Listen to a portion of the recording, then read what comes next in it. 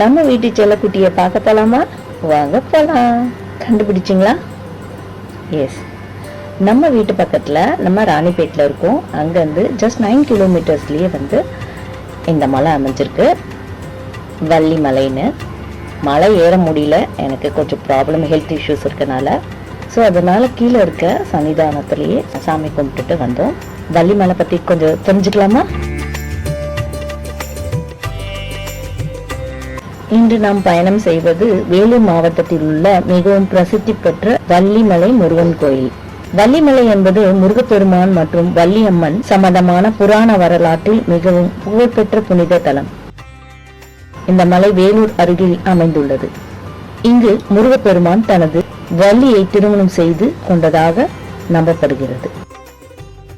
புராண கதையின்படி வள்ளியம்மன் ஒரு வேடவர் மகளாக இந்த மலையில் வளர்ந்தார். அவர் தினமும் காடுகளில் மான் காக்கும் பணியில் இருந்தார். அந்த நேரத்தில் முருகப்பெருமான் அவரை திருமணம் செய்ய விரும்பினார். முருகப்பெருமான் வள்ளியை சோதிக்க பல வேடங்களில் வந்ததாக கூறப்படுகிறது. சில சமயம் முதியவராகவும் சில சமயம் வேடவராகவும் வந்து வள்ளியுடன் பேசினார். ஆனால் வள்ளியம்மை உடனே சம்மதிக்கவில்லை. அப்போது முருகப்பெருமானை தனது அண்ணன் கணேசன் உதவி கேட்டார். கணேசன் ஒரு பெரிய யானையாக வந்து வள்ளியை பயமுறுத்தினார். பயந்த வள்ளி அருகில் இருந்த முதியவரிடம் பாதுகாப்பு கேட்டார். அந்த முதியவர் முருகப்பெருமான் தான். பிறகு முருகன் தனது உண்மையான வடிவத்தை காட்டினார். அதன் பிறகு வள்ளியம்மன் முருகப்பெருமானை திருமணம் செய்து கொண்டார். அந்த திருமணம் நடந்த இடமே இன்றைய வள்ளிமலை என்று கூறப்படுகிறது. இந்த மலைக்கு சுமார் 400க்கும் மேற்பட்ட படிகள் இருக்கின்றன. அந்த படிகளில் ஏறி சென்றால் மலையின் மேல் முருகன் சன்னதி உள்ளது. மலையின் வழியிலும் பழமையான குகைகள் மற்றும் சிறிய சன்னதிகள் காணப்படுகின்றன. வள்ளி முருகன் திருமணத்தை நினைவு கூறும் வகையில் ஒவ்வொரு ஆண்டும் பிப்ரவரி மார்ச் மாதங்களில் பிரம்மாண்டமான தேர் திருவிழா நடைபெறுகிறது. பல ஆயிரம் பக்தர்கள் பங்கேற்றும் இந்த விழாவில் அலங்கரிக்கப்பட்ட தேரில் வள்ளி மற்றும் முருகப்பெருமான் மாட வீதிகளில் உலா வந்து பக்தர்களுக்கு அருள்பாலிக்கின்றார். வேலூரிலிருந்து சுமார் 30 கிலோமீட்டர் தொலைவில் தான் இருக்குது. மலை அடிவாரம் மற்றும் மலை மீது என 2 பகுதிகளாக கொண்டுள்ளது. பொதுவாக தேர் திருவிழாயொட்டி திருக்கல்யாணம், உற்சவம் மற்றும் தொடர்ந்து 4 நாட்களுக்கு சிறப்பு அபிஷேக ஆராதனை நடைபெறும். அருணகிரிநாதரால் திருப்புகழ் பாடப்பட்ட சிறப்புமிக்க ஸ்தலம் இது.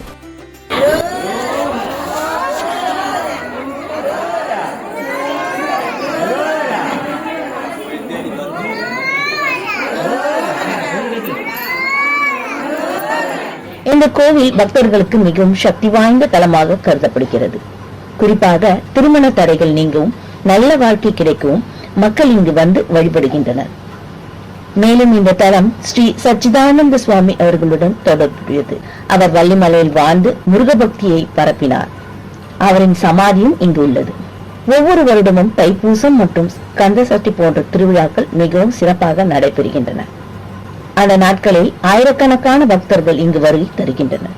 இவ்வாறு புராண வரலாறு, இயற்கை அழகு மற்றும் ஆன்மீக அமைதி நிறைந்த புனித தலம் தான் வள்ளிமலை முருகன் கோயில். இந்த கோயில் பத்தி எனக்கு அந்த அளவுக்கு முதல் தெரியாது. நான் ராணிப்பேட்டுக்கு போய் 1 இயர் ஆனாலும் இந்த கோயில் பத்தி அவ்வளவா எனக்கு தெரியாது. ஒரு சில பேர் சொல்லியிருக்காங்க. ஆனா சாய் தான் ரொம்ப கம்பல் பண்ணா, அம்மா வள்ளிமலை போகணும் வள்ளிமலை போகணும்னு. அப்படி என்னடா இருக்கு அப்படின்னா சிரிப்பான். பிகாஸ் வள்ளிமலைக்கு போனா சீக்கிரமா திருமணம் கைகூடும், நினைச்ச காரியம் நடக்கும்.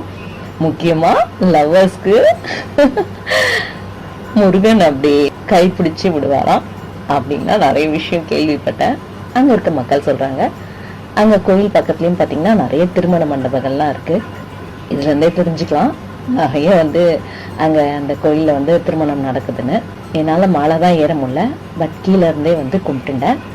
நெக்ஸ்ட் டைம் நான் இங்க விசிட் பண்ணனா நான் மலையெல்லாம் நான் கவர் பண்ணி உங்களுக்கு கொடுக்குறேன். ஸோ நல்லா வேண்டிக்கோங்க. இந்த பதிவு பிடித்திருந்தால் லைக் செய்து உங்கள் நண்பர்கள் உறவினரிடத்தில் பகிர செய்யுங்கள்.